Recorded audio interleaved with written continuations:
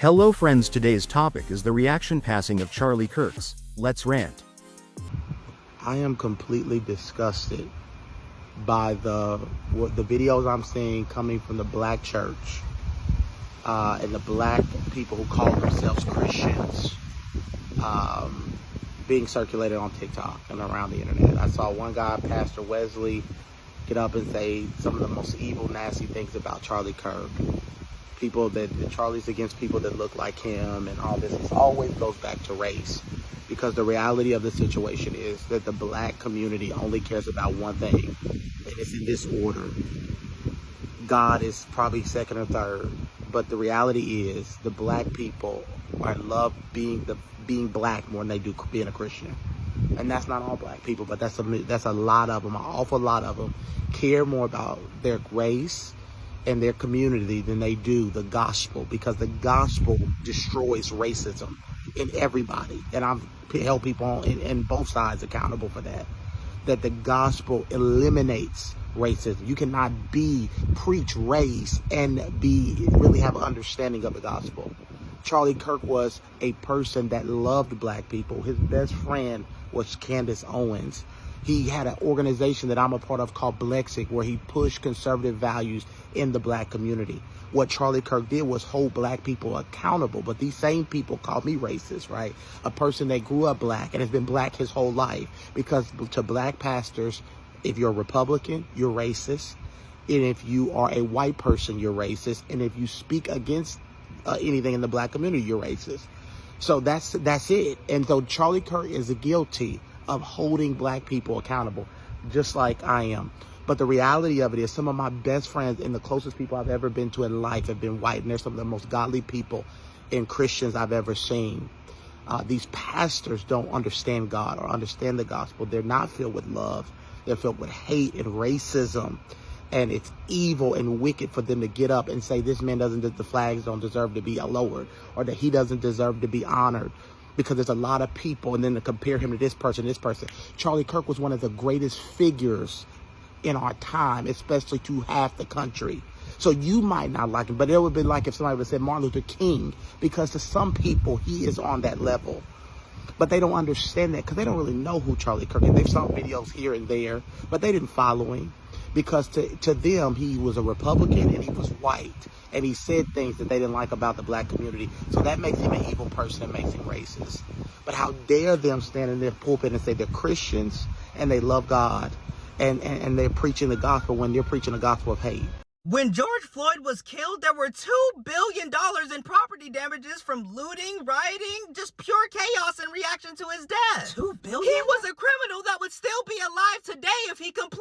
It's that simple. Charlie Kirk died for absolutely no reason, and he wasn't a criminal. He was the opposite. He inspired people to follow the law, love Jesus Christ, love your family, stand on the politics you believe in. You're telling me that same group of people that reacted and caused so much of a fuss when George Floyd died are celebrating his death? I don't want to make this a left versus right thing. I'm not even a Republican. I'm simply an American. Ow. There's no way you can tell me that group of individuals have sound minds. What I don't want is people to be scared to share their political opinions, or opinions period, simply because Charlie's gone. Don't give the shooter that much power. He might have taken Charlie Kirk's earthly life, but Charlie's in a much better place now. Let your voice be louder and stronger than ever before. Speaking of the shooter, it's been forever. Where is he? We've seen every angle of Charlie Kirk getting shot. I want to see where that shooter went. Also, why are we saying the suspect, or this is the possible lead? Nigga, we don't know who shot him? Obviously, the investigation is ongoing, but I didn't think it would take this long. Who shot Charlie? If you're one of the individuals celebrating Charlie Kirk's death, just imagine if it was your brother, your mother, your father, because his daughter lost her father. Okay, there is an aspect of Charlie Kirk's death that I just haven't seen anyone talking about. And first, I want to say personally, I believe his death is very sad and tragic, and that political violence doesn't benefit anyone.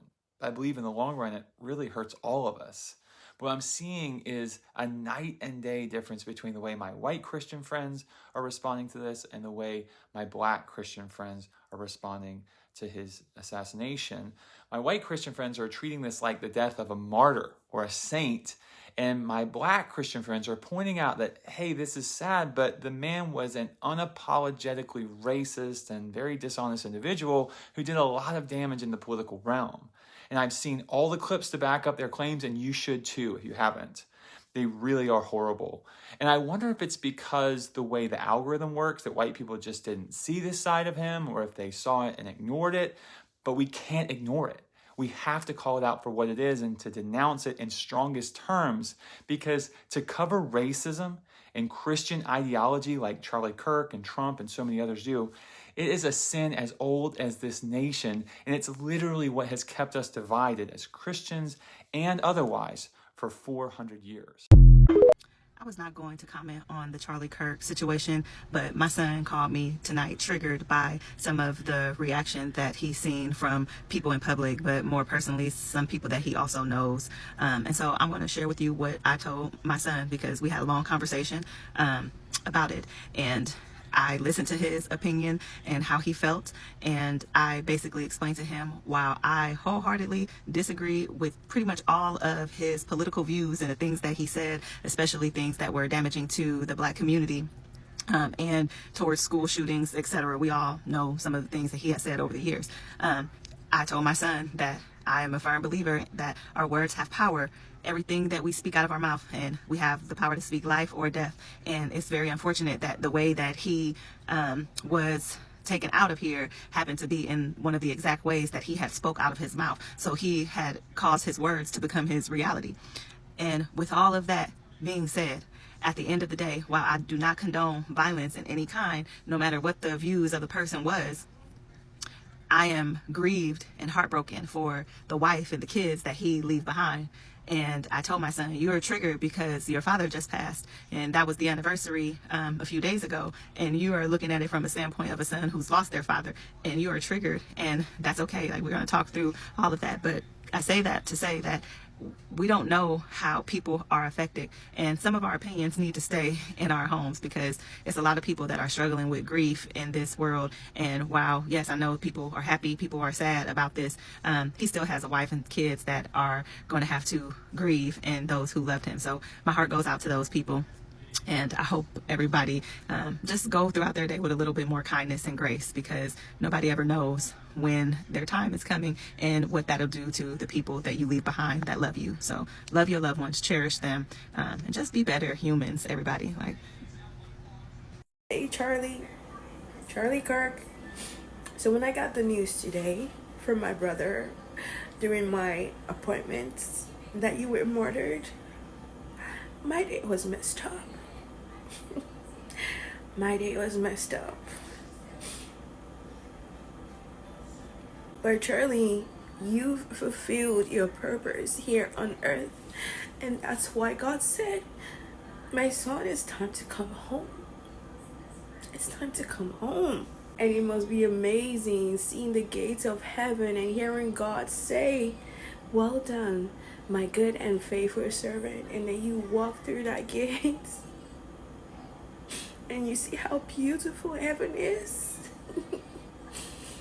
And I know we here on earth as Christians always talk about how beautiful it is in heaven. You're experiencing that firsthand now. You're experiencing that firsthand. And I'm so happy for you. Today was definitely a sad day because, of course, we lost you, a true legend and a hero to many. Your legacies and your life will not be forgotten. It will never be forgotten. But it's also a happy day, especially as Christians, because we know that now you're in heaven, you're rejoicing, you're celebrating, you're dancing, you're singing with the angels and in the presence of the Most High God. And that's all that matters. That's all that matters. Heaven definitely gained a big one. Condolences to his family. Any talking points you have, please comment down below, and thank you for watching. Until next time.